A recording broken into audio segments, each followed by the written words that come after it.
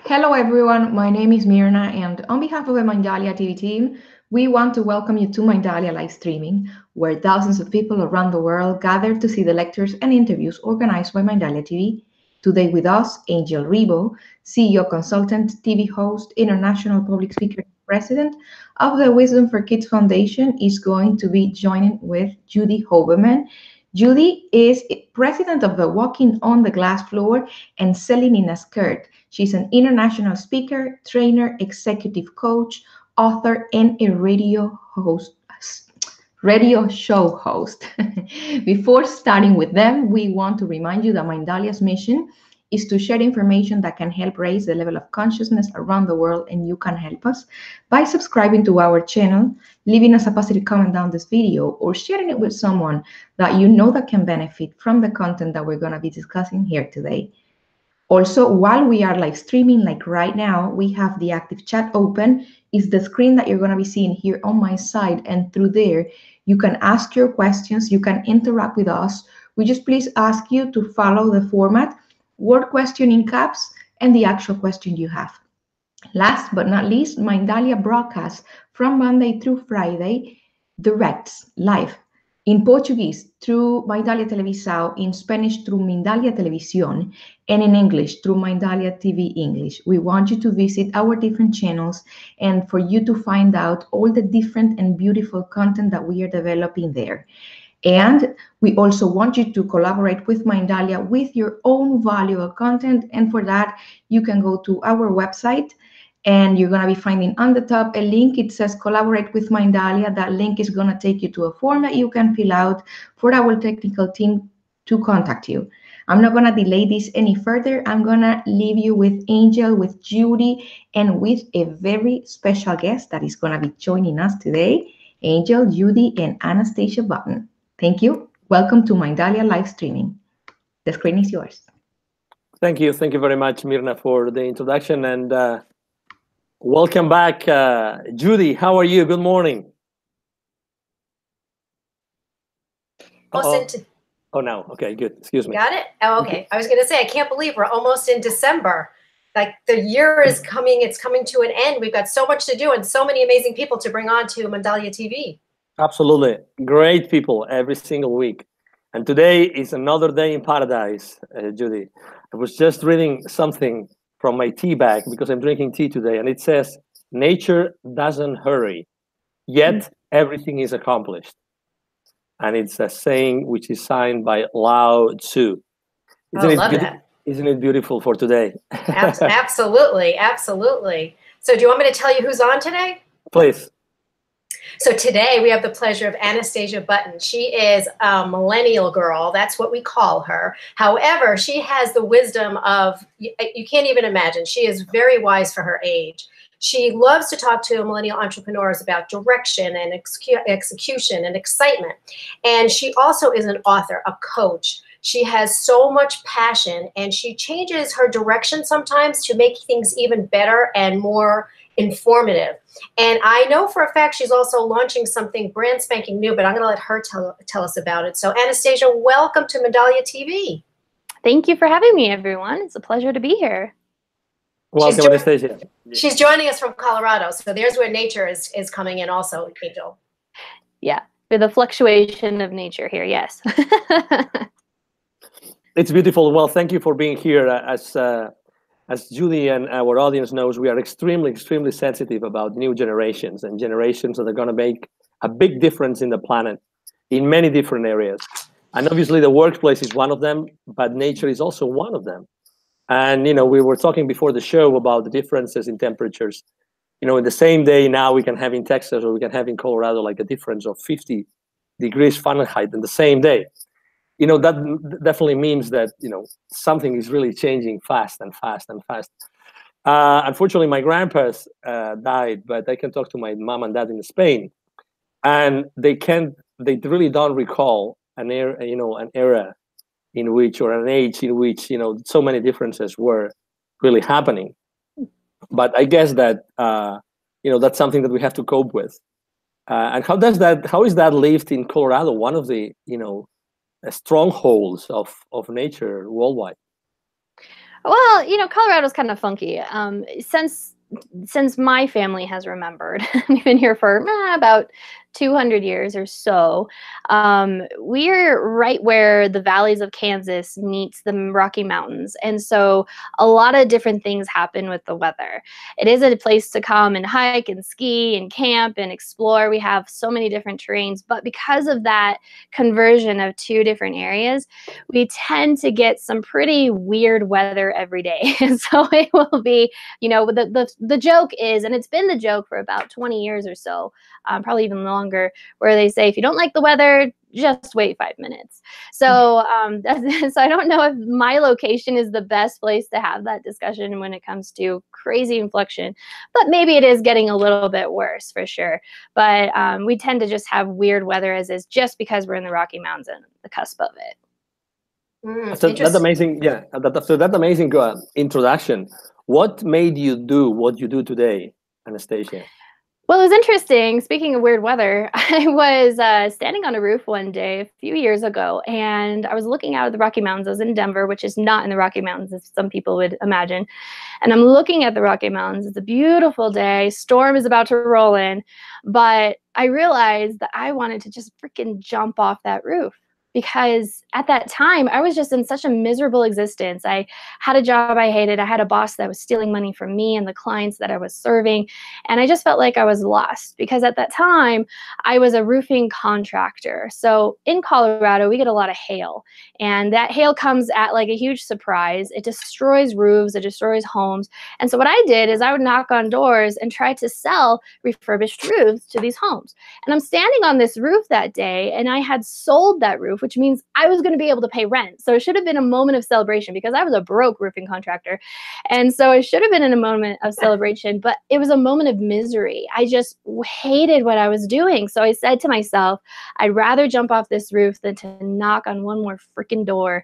And so I was pacing that roof, and I finally said, enough of this, enough of chasing the money, the titles, the fame that, society, popularity, and some of my family had pressed upon me. And so I said, enough of that. I just want purpose. And so I was like, well, what is purpose? I haven't been doing purpose ever. I don't even know what that is. So I said, enough of this. I'm going to stop doing this job, and I'm just going to start moving with purpose, whatever that will be. And so I climbed down that roof. I got in the car. I drove off into the sunset, and I never looked back.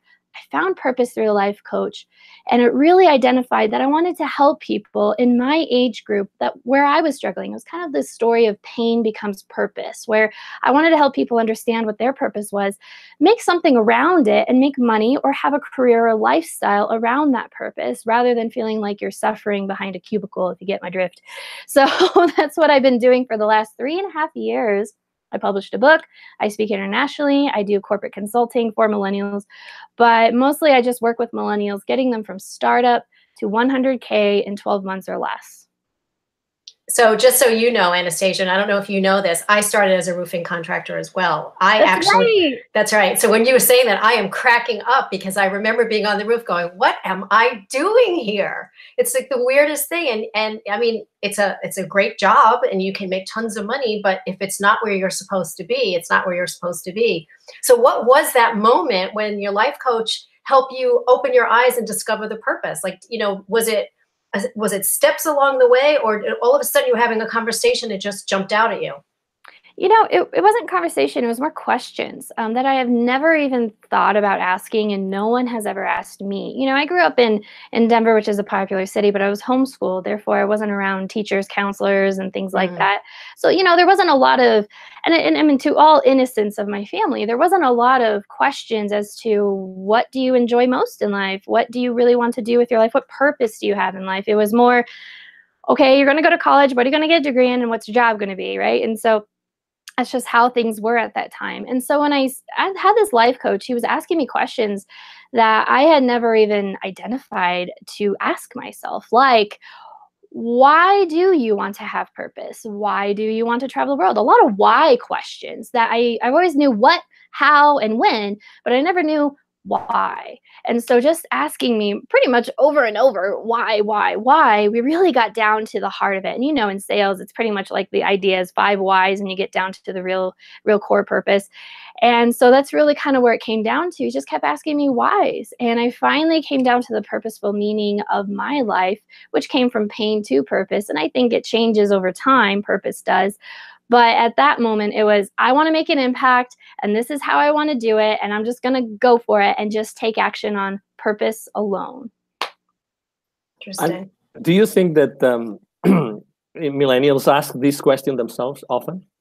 I think they do. I think it's kind of split, though, because we tend to have the older millennials that they want to have purpose, but kind of like myself, the older millennial, we were surrounded by a culture in here in America and probably the world where people are saying what, when, and how, and weren't asking whys. As the younger millennials started popping up, and this also goes with economics with 2008. I graduated college in 2010, so that was fun.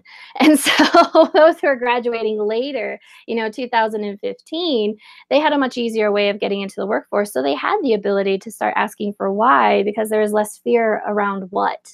So, they have a little bit more in tune. So the younger millennials tend to know more of their why.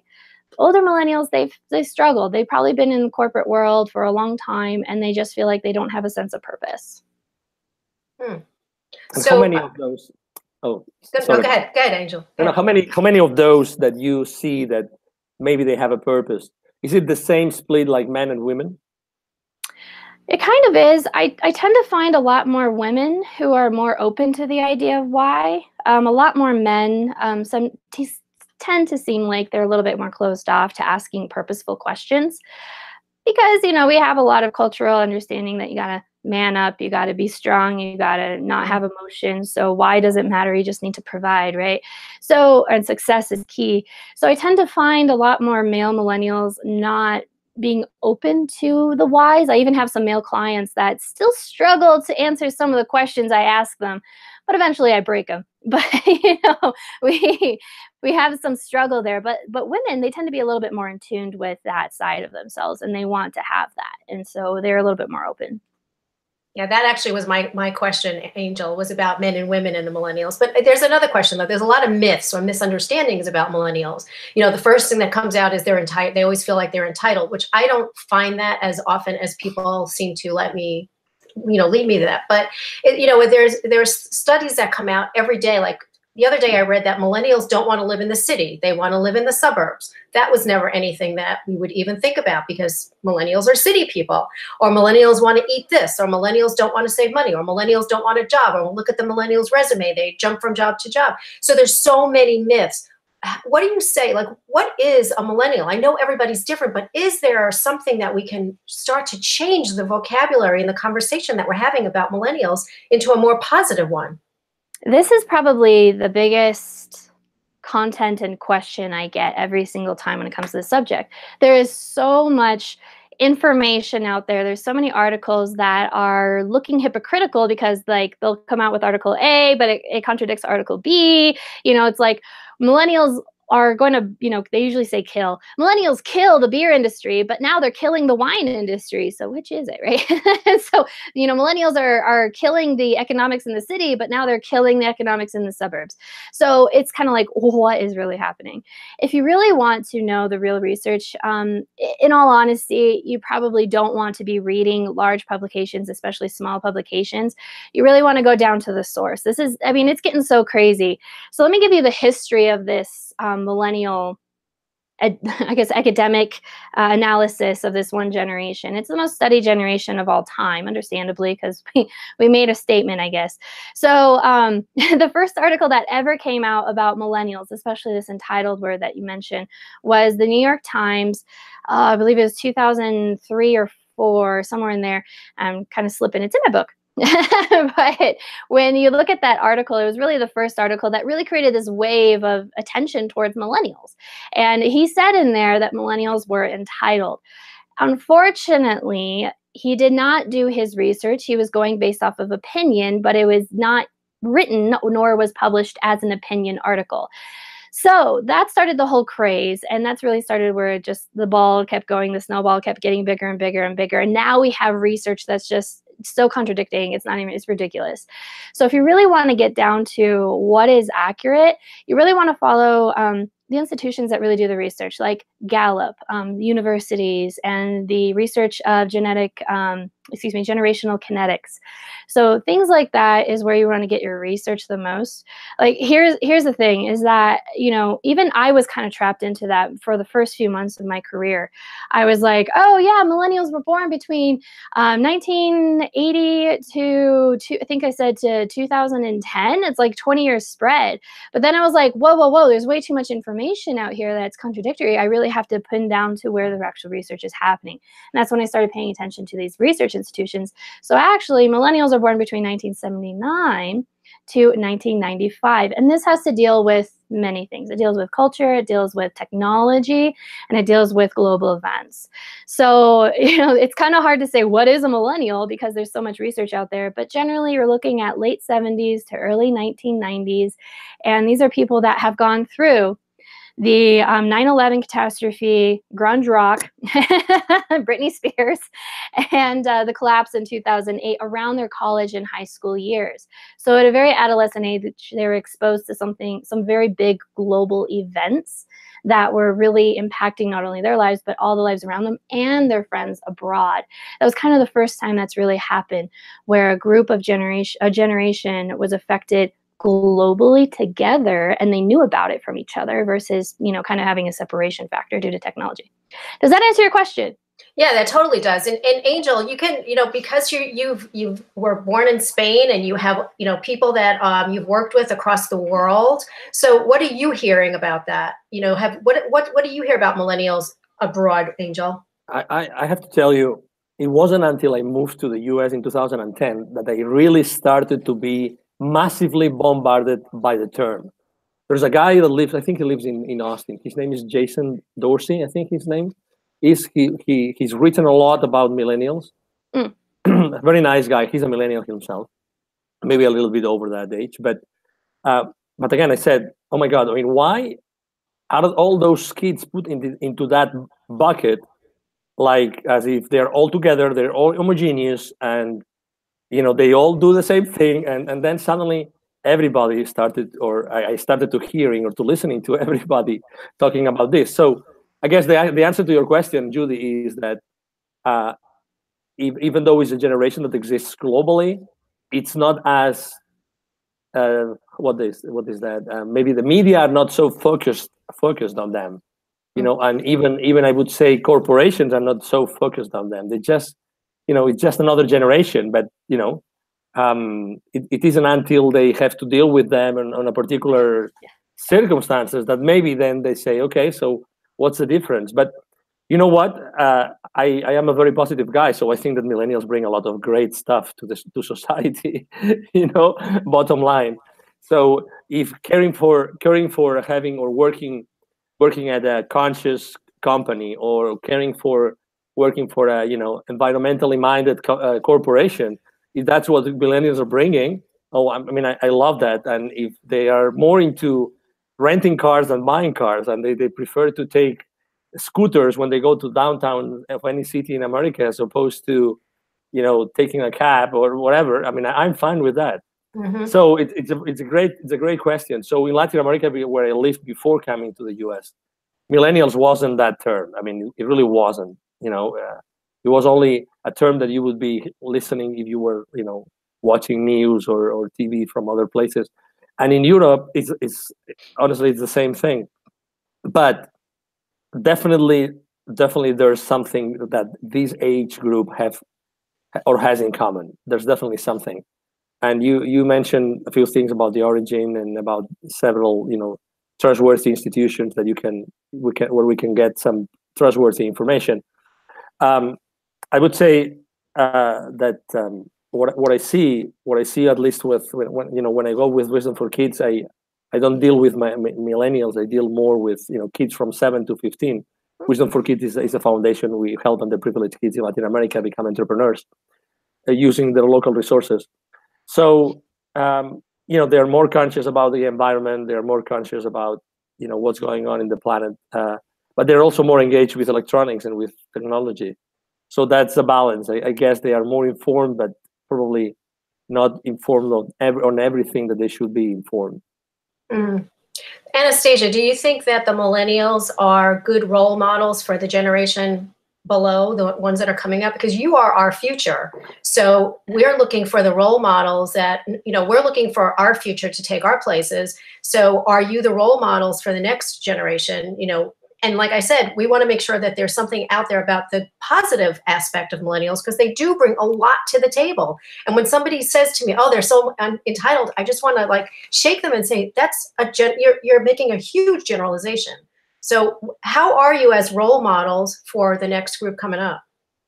Well, I like to say that, yes, we are role models. I don't know if other generations appreciate that, but especially maybe the younger generation. But yes, we are the future. So in a sense, we are a type of role model. What I think that we have spearheaded is a break in a traditional system that was on its way to breaking, but we were just kind of the point of the spear to really make that happen. Being more environmentally conscious, being more culturally conscious, being more global citizen rather than, super local and tight-niched. So yes, we do have a lot of those breaking points in a lot of how we used to do things. But I think the biggest thing that we're a role model in is being the breaker of things, really. So we have broken all the rules that everybody told us that we could break, right? I mean, we have articles about it everywhere. So we've broken all the rules out there. And so, the upcoming generations, Generation Z, Generation Alpha, they are starting to even now begin to break rules. So I think that we did create an example already. In the future, the examples that I think that we're going to bring, again, is just to kind of keep open-mindedness towards technology, but also be concerned about what the impact that's going to create, not only on the global environment, but also when it comes to culture and how we're going to interact with each other. I also think that's a lot of why, it's interesting. The millennial generation is one of the first generations to really almost have a 50-50 split when it comes to politics. So I'm not going to get too much into politics, but it's interesting when their point of views are very almost 50-50 in terms of how we wish to proceed policy and how we wish to proceed, especially business. And so we like to be able to protect what we have, meaning environment and culture, but we also really look towards progress and making things better. So it's kind of interesting is just how we kind of have a little bit of a balance. We have both sides of breaking rules, but making sure we're being conscious about it. We want to be, conservative, but also progressive at the same time, so we tend to have a little bit more balance in that area. And I think that's why we're so confusing at the same time, is because it's like, we just can't get you, right? We're so used to these traditional models and you're just so split. You're just so interesting. But the cool part about the millennials, again, the example, is we love to collaborate with each other and we love to collaborate with others. And so that opens conversation. We're a lot more open to having conversation that I have experienced and what others have experienced in my generation versus other generations before. They're a little bit more, I don't know if I want to talk about that. That's, too politically incorrect, right? So we're a little bit more open to having those challenging conversations. We talk every Tuesday about gender equality. Would you say that? Would you say also that there's more willingness to, fully integrate women in the workplace and in the startup world? Do you see that every day? What's your opinion? I really do. It's really interesting. Like, all generations have their areas of support towards equality in the gender area, but it's interesting because, you're a different generation than I, an older generation, and you just mentioned men and women. Millennials, we're not going to say men and women. We're going to say all forms of gender because there's multiple. There's not just two. So that's kind of how we look at things, is everybody has a choice. Everybody has a feeling of where they're at. So there's men, there's women, there's LGBTQ. I think there's another letter in there too. So, it's kind of like we accept all of these genders broadly.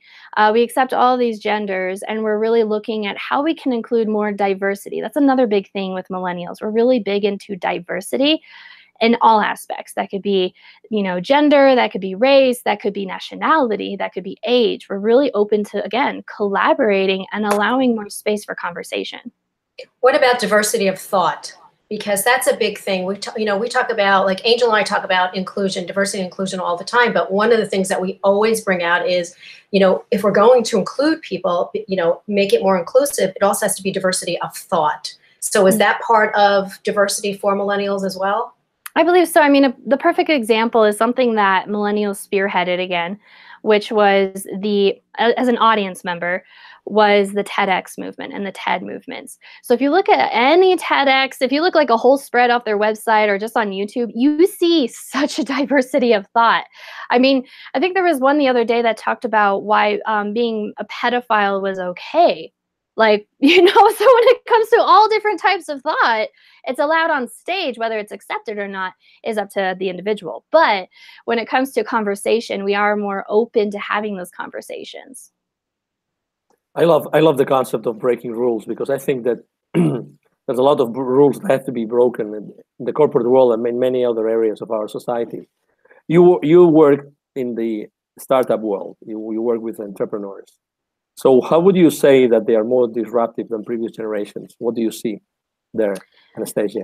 Well, when it comes to the startup world, again, they're breaking rules. They're not doing the status quo, and they are very determined in terms of, we're not going to stick with the status quo to get what we want. We'll do whatever it takes within ethical form in order to get it done. So, early November, I was MC at the 4Gen Now Power Partner Summit here in Colorado. What that is about bringing four different generations of entrepreneurs, baby boomers to Gen Z, together in the room to really talk about business, talk about how we all can really collaborate together as different generations, and maybe even co-found a baby boomer and a millennial together to start a business, for example.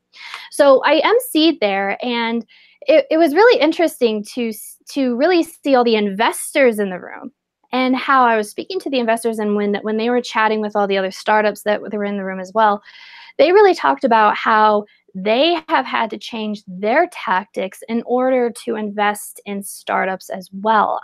Not all of them do, but the ones that are really looking to get involved in more current startups, they have to change how they're actually going to interact with these startups. They're going to be more involved versus being very passive. They're not just the money anymore. They're an advisor, they're a mentor, they're connecting. They're much more involved than they used to be. And so when it comes to startups, and there's so many different ways they could do it. Like half the time they're bootlegging, and then half the time they're going out and they're getting investors, or they're doing crowdfunding. There's so many options now that the world's really your oyster. You could even have a startup on a YouTube channel. I mean, perfect example, probably the most popular for those who are watching, is the Try Guys. I don't know if you ever watched them. They're hilarious. Yes.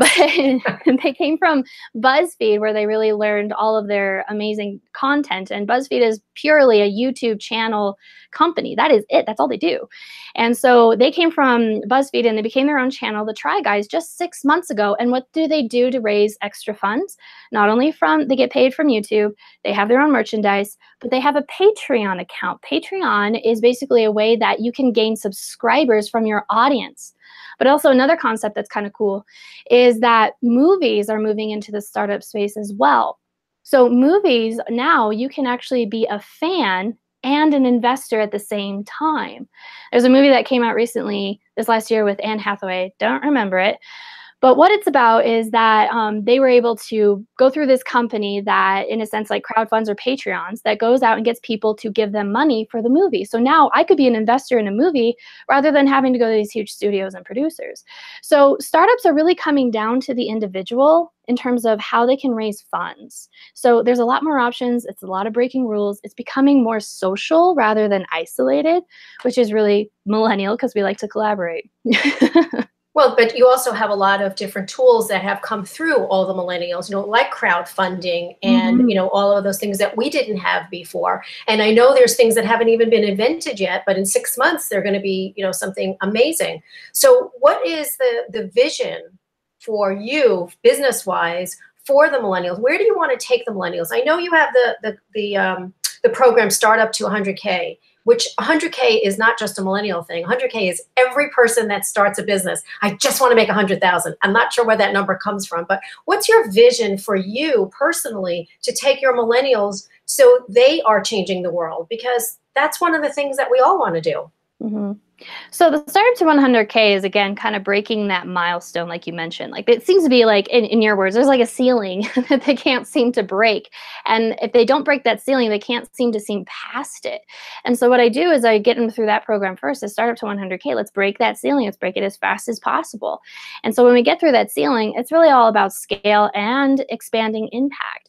That's the biggest thing, as you mentioned, is that we really want to make a change in the world, which is really want to make a positive impact on the world as well. And millennials have, I wouldn't say it's the highest purpose, but what I'm going to say it's the most talked about and communicated purpose to them is to create a big impact globally. And they're really about this because, again, we're kind of going into this global citizen identity. And they've had that since 9/11, by the way.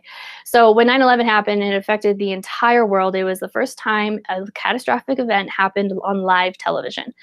So that kind of interaction really unites you together, especially when you start chatting online through like AOL chats, and then you start getting to Facebook and all those things. It really just kind of unites you because you all have something similar. You all witnessed something catastrophic, a big evil that happened, but now you wish to solve because this is such an imprint in your life.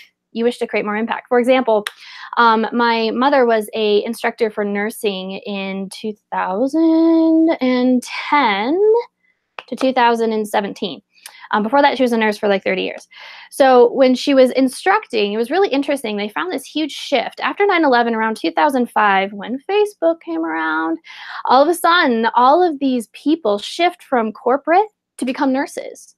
And all these people that were told you should go be an engineer said, no, I want to be a nurse. Why? Because they wanted to create more impact. And this happened specifically after 9/11, and they've actually shown that is attributed to 9/11. So when you have something like that, that kind of unites an entire generation and the generations afterwards, creates a residual effect. So we really want to create impact on the world. So really it's all about, okay, let's break the limiting self-belief of I can't make $100,000. Let's get that out of the way so that you can start scaling from there, building your team, building the technology that you want. Because the cool part about tech, as we found, is you can touch pretty much everybody in the entire world, even places in Antarctica and Greenland and even parts of Canada. So we don't have any limits. That's the coolest part about this. Now, with that kind of power comes great responsibility. And that's why I think we have such a great balance with having we want to create great impact, which means that we don't want to destroy with this power. So it's pretty interesting balance that we have, but the impact is really a huge key factor with a millennial's identity. You've probably seen it yourself. In a corporate job, they are just suffering. And it's not to say corporate is horrible, it's just to say that it wasn't the environment for them. And they're not in an environment to help them grow and feel like they are creating a large impact.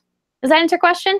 Yeah, absolutely. Absolutely. There's so much more than that's, underneath all of this stuff that you're saying that, we could have conversations for hours. Okay. Angel, what are your thoughts? I was I was just thinking how extraordinary Anastasia is. Yeah. While I was listening to Thanks. her. No, absolutely. I was thinking the exact same thing, Judy. I was, we're very, very lucky also that you are a coach. So you go further down the path of an entrepreneur. So you're able to understand and deal with, something beyond the facts, beyond the acts. So which is the limiting beliefs. Would you say that, this particular generation has a specific set of limiting beliefs, although they are rule breakers? Yes, absolutely. Everybody does. Our generation, what I have noticed the most, they tend to lean into, I'm not good enough. And you see this most people have this self-limiting belief, but it seems to be kind of heightened in millennials in terms of, I don't have purpose and I'm in a job I don't appreciate, or my business isn't taking off, therefore I'm not good enough. And so the biggest thing that millennials need the most, and this is across the board, this is if you have employees, if you're working together, or if they're the boss, is they need to have feedback. They need to know they're making progress. They need to know their purpose is being, expanded. Because everybody wants progress. You can talk to Tony Robbins all day long. He's just going to say humanity really wants progress. That's what every human being wants. Progress towards a good, better life and self. Same thing with millennials, but it's just a heck of a lot more filled to the core. And, I can't exactly give you one reason why. There's many reasons why. But if they are not expressing or expanding purpose and they feel like they're not, that means that it's not good enough. People aren't opting in. People aren't buying. They're not able to create big impact. That means their purpose isn't good enough for the world. Therefore, why even have it, right? So there's a lot of that bad self-talk that happens. And every time I talk to my clients, I love them to death. And it's quite, I'm going to say it's kind of fun to talk to them about this self-limiting beliefs, because when they break from that self-limiting belief, it's amazing what they can do in a very short amount of time. But when it comes to that conversation, the biggest things that I hear is, well, what if they don't like it? What if they don't buy it? And I'm like, well, why is that so important to you? Why do you care what they say? Why do they care what they think? And they always say, because then that means that I'm not good enough to be CEO. It's this years of working under a manager or a boss that showed poor leadership, or maybe even a teacher that showed poor leadership, that said, you're not good enough, you're doing a horrible job, you're going to get fired, you're going to get transferred. I've heard everything from my clients. And so it kind of really degrades the morale. Now you're probably thinking, well, buck up, Chuck, just keep going, right? Well, it's really hard to do that when you have social media constantly showing you success and Instagram photos and all these beauties and amazing people that look amazing. They're doing amazing things. They're on yachts and they're doing, it can degrade your soul. I watched Red Table Talk by Jada Pinkett Smith, Yep. Will Smith's wife. Mm-hmm. Will Smith's wife's mother and daughter were on there as well. And it was interesting because Willow, who's the daughter of Will Smith, she's not a millennial, actually. She's considered Gen Z. She's a little bit younger than us. But I thought it was interesting because that's a generation that has never experienced not having the internet. They have always experienced the internet. They can't remember a time really without having the internet or a phone or a computer, perhaps. So it was interesting to see her perspective, that she said, I hate looking at Instagram because I just keep seeing all these beautiful people. It makes you feel horrible. It makes you feel like you're an ugly person. This is Will Smith's daughter, for crying out loud. She's beautiful. She's gone all over the world, and she's not even a millennial. She's Gen Z. Millennials have half that exposure. And so it can degrade the morale of how you're going to move forward with your purpose if people are not validating you through likes, through comments, even feedback from your team or your collaboration. So I think that the biggest limiting fear is definitely self-worth and how they're exercising it and getting the validation for it. Yeah, but you know what? That's coming down generation after generation after generation, and it doesn't stop. And because I can tell you for a fact that my generation and the ones below me and the ones below you and so on and so forth will always say, I'm not good enough. I'm not this enough. I'm not smart enough. I'm not tall enough. I'm not smart, whatever it is. What I was going to say about that, all of that, is social media is sometimes can be a trap, because you are comparing yourself to everyone else. Mm-hmm. Nobody says anything bad on social media other than not being kind to each other, which makes me crazy. But I do think that you have to be very generous with your feedback, because we're all looking for feedback. I know for a fact, if I come off stage and nobody says to me, wow, that was awesome, I will find someone and I will say, how was that? Just because I need to hear that. I don't think that is ever going to change. I think what we have to make sure is, as leaders, no matter how old you are, no matter how many people you're leading or just leading yourself, you have to be generous with feedback. And you have to be able to tell someone, you did an amazing job.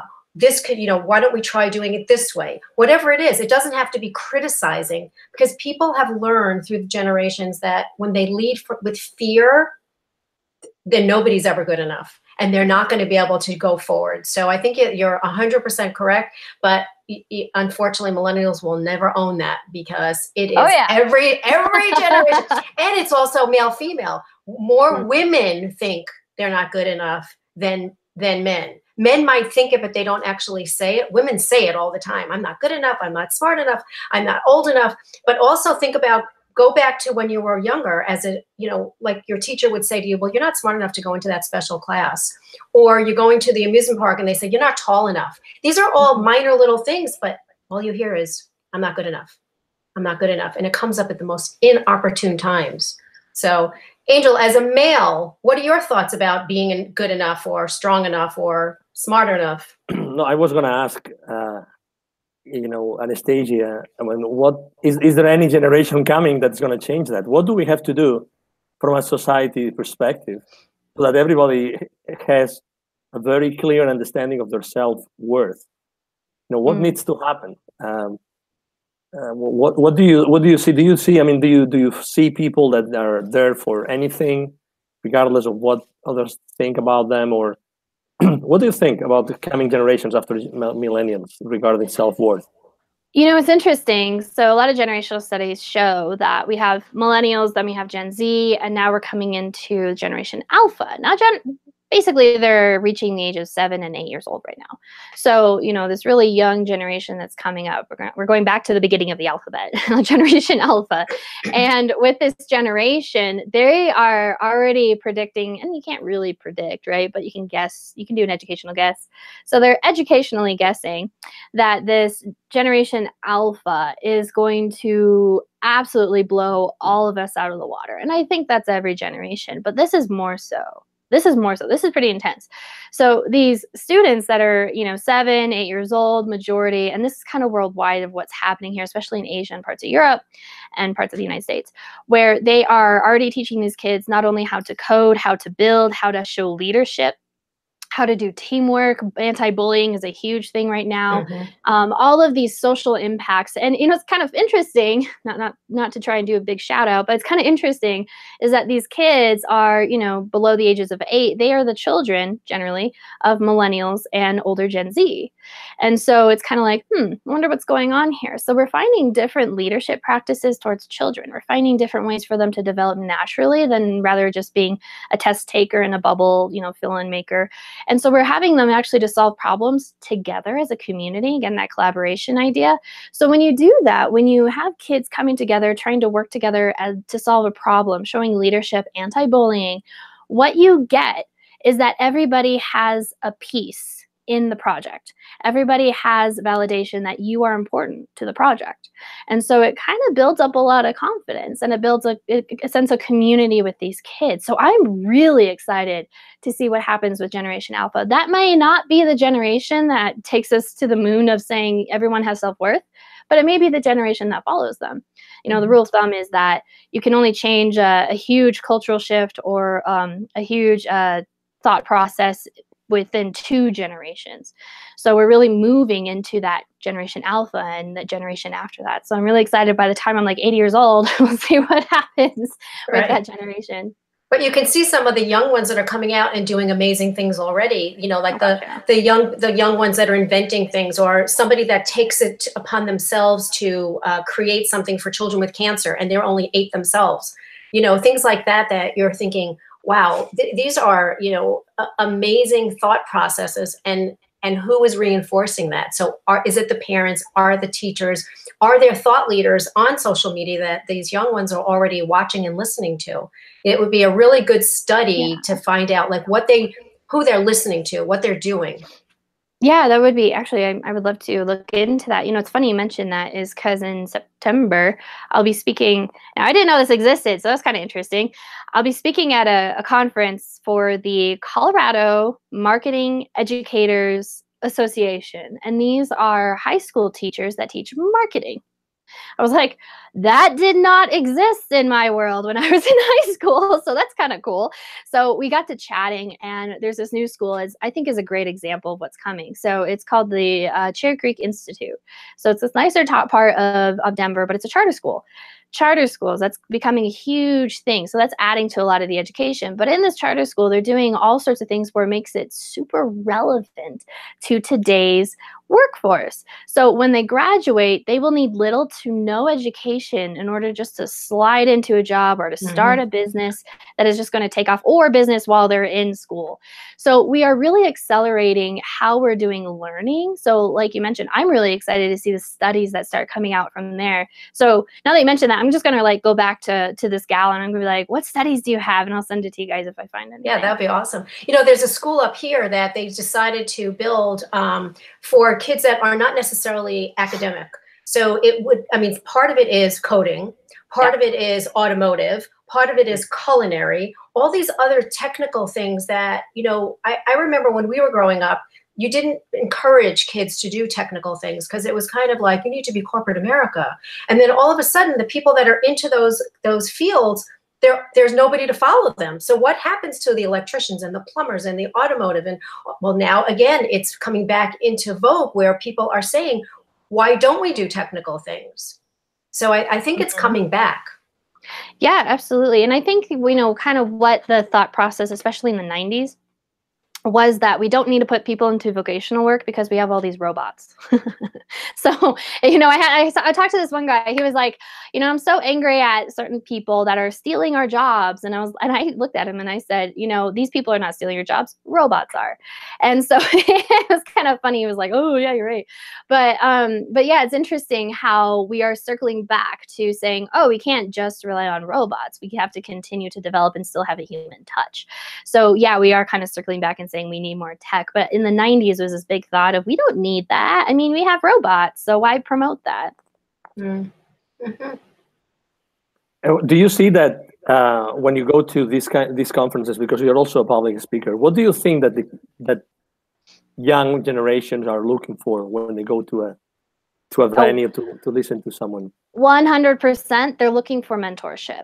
100%. So, I teach a lot about mentorship, but the biggest thing that I teach is actually dual mentorship, meaning it goes both ways. So like, Judy and I would consider that a type of dual mentorship. We may be, loosely connected all the time, but, I'll send her ideas. She sends me ideas. We've had conversations before. We learn from each other. And she's a wonderful dual mentor because she's open to the idea. This is something else to teach in corporate America. When I do a lot of these consulting and speaking, it's like dual mentorship, meaning be open to younger minds and younger folks, be open to the advice given by older generations, because both have either experience or new ingenuity. And so if we're able to bridge that, it's absolutely amazing. That's why when I mentioned I spoke at the 4Gen Now conference earlier this month, and they have 4 generations coming together to co-found startups. It's shown that investors feel more secure when you have a baby boomer or a Gen Xer paired with a younger generation to co-found a startup, because you're bringing experience and you're bringing the ingenuity together. Mm-hmm. And so the foundation is that much stronger. Well, think about if you're in, middle school and you're 12, is that middle school? You're 12 years old and you're like, what do I want to do with my life? I'm entering this high school that says, you're going to be super relevant to the workforce, and you still haven't quite figured it out. It'd be amazing to have some sort of dual mentorship with somebody in their 20s or 30s and to really help them kind of have that advice. That's why I'm always all about dual mentorship. Bring people into the schools, the workforce, into your business that have a different perspective, a different generation, because again, it's that kind of that open to conversation.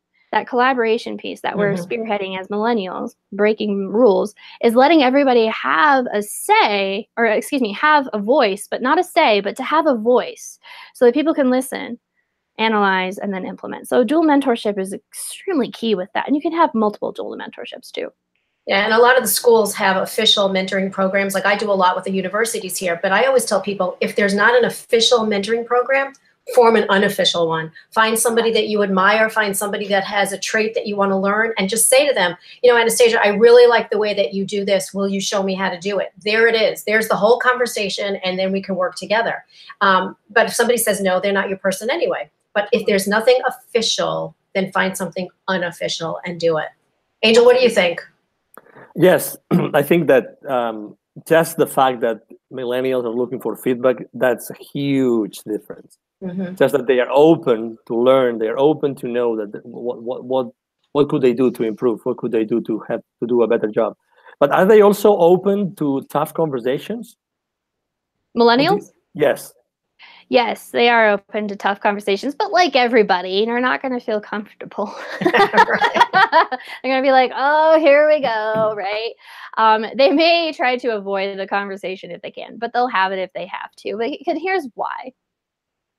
When you have a platform that allows your voice to be said no matter what, like Facebook, like Instagram, like even at school sometimes, and then you enter a place where your voice is only allowed during certain times, that can be pretty damaging. But when it comes to the point of where they want to have difficult conversations, they may even initiate it. I have this, there was this training with Anadarko Oil and Gas. This was last year. And it was absolutely hilarious because there's some Gen Xers, baby boomers, millennials were in the room. So it was pretty mixed. It was great. But there's this one Gen Xer. I loved him to death. He was pretty funny. But he was very much in the engineering world, but so, you know, they don't really talk to each other much anyway. So he voices up, he says, question. And I'm like, yes, Gen Xer. And he goes, so I have a lot of my millennial staff coming to me and talking to me about things that I don't want to talk about. And it's not political, it's not personal, it's all work related. And he's like, they're asking me how they can get a promotion within the next year. They're asking me how they can maybe switch to a different job. He's like, we don't talk about that in Anadarko Oil and Gas. It's very vertical. You know, you move up and that's it. You don't go into different places. And so having these difficult conversations and changing the company paradigm was really hard for him to take in. So, you know, that's just a very small, weak example of having difficult conversations. They probably will initiate it versus running away from it, but everyone's going to feel uncomfortable. What do you think, Julie? Do you think that next generations are going to be more equal than previous generations? I would hope so, but I think it's going to take some work. And I do think that there's going to be differences. And I mean, there's always going to be a difference between male, female, and so on and so forth. I would like to say that I'm starting to see a little bit of a change. I don't know if we're going to see it in the next generation or even in 2 generations, but I think that if we continue those tough conversations with people, that it'll come out to the forefront. I do know that people are actually more willing to have conversations about men and women and gender equality than they ever were before. Or maybe it's because there's social media and it's all out there, because they could have had them before, but who knows? But so do I think so? I'm hopeful. And do you think, because it's such an interesting perspective that Anastasia brings, do you think that actually the workforce, or let's say the workplace, not the workforce, the workplace is ready for the new generations? Is the workforce ready to identify those differences in which those new generations have been raised? I think they're on their way, yeah. But I don't think as an overall umbrella, no, they're not ready. But I do know that there are a lot of companies, it's picking up pace, it's picking up the fad, the trend of moving forward to be more inclusive, to dual mentorship, having the younger generations have more of a voice, you know, things like that are beginning to happen. But when it comes to big time corporate America, for example, like Mars bars, they have a horrible reputation. When it comes to this subject, you know, there's just one of many examples that we have out there where they're not open to that kind of dialogue.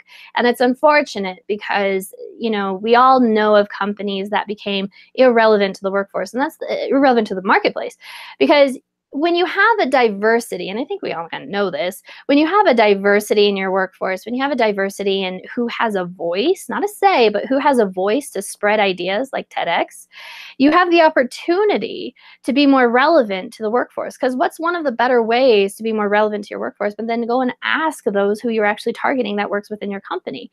You know, a lot of companies are now going to millennials because we're the biggest buyers in the world now. Right. So they're going to their own millennials to ask questions and then do market research. It's a lot more faster that way.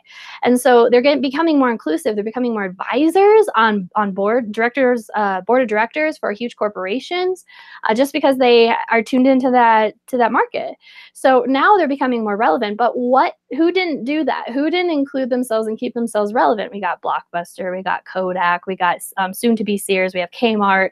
You know, these companies that are just slowly dying because they're not paying attention to the marketplace, because they choose to not go from within out. They're trying to go from outside in. And now we're in this stage where you need to go inside out with how our global economy and culture is changing. Yeah, and you know, for the first time, you've got at least 5 generations in many corporate companies. And so that's really hard to figure out, how am I going to, you know, be able to communicate? Or, you know, so I think that, you know, there's a lot of opportunities for someone like you to talk about, you know, how the millennials like to be communicated with. I mean, we can talk about the boomers, and together we could talk about all communication. But I think that the companies have to be open, and it has to start at the top. If the top doesn't see that it's important enough, and I'll give you an example. My father was a jeweler, and he sold and made and created the most expensive jewelry ever. And when the recession hit back in the the 70s, 80s, he had to figure out what he was going to do to stay in business. And I said to him, let's bring in some new designers and have some jewelry that's not $10,000, $15,000. Let's do things that are $200. And so he said, no, I'm not going to do it. So guess who the designer was that I brought in? Brand spanking new, David Yurman. Oh my. David Yurman, when he first started out, he had little pinky rings for $200. My father said, that's ridiculous, never going to do it. My father went out of business. Look where David Yurman is. Yeah. So I'm saying even a small business who's not open to change is going to be, defunct. There's not going to be any reason for them to be in business. Why should they be? If they're not catering to the people, they're not catering to their clientele. So same thing with corporate. If you don't cater to your people, who's your first customer? Your employees. If you're not helping them, then why will people want to work with you? They won't, and they'll leave in droves. And so this has been very interesting, Angel, don't you think? Oh, amazing. Hey, Anastasia, please, where can we find you online? Well, I'm pretty sure I'm still the only Anastasia Button on the internet, really. Last I Googled. So you can pretty much find me anywhere on Facebook, Instagram, Google. My website is anastasiabutton.com. So just Google my name, you'll find me there. It's pretty much the easiest way I can tell you. Excellent. Thank you. And what about you, Judy? Where can we find you? You can find me at Selling in a Skirt or Walking on the Glass Floor. I am both companies, so I do the combo. You can go either place and you'll find everything about me on all social platforms. Excellent. And you, Angel? Well, you can find me everywhere on the internet as well. There's 2 Angel Rebos in the US. Actually, there's 3. One is my kid, and the other one is apparently a very distant relative that lives in Florida. But very easy to find me. It's Angel at angelrebo.com. So, but if you Google me, you will find a couple of websites and also my foundation, Wisdom for Kids. So, thank you for asking, Judy. And again, it's been a great pleasure to have Anastasia here. Consider Mindalia TV your home moving forward, Anastasia. This is a great place. Absolutely, this was great fun. Thank you so much for having me. Please, absolutely. And Judy, again, thank you. Thank you very much for your wisdom. And for making this another great show. Thank you very much. Same to you. Thank you. Absolutely. And again, this is Angel Rebo with Mindalia TV. Thank you very much for being with us today. I hope to see you soon. Bye-bye. Bye.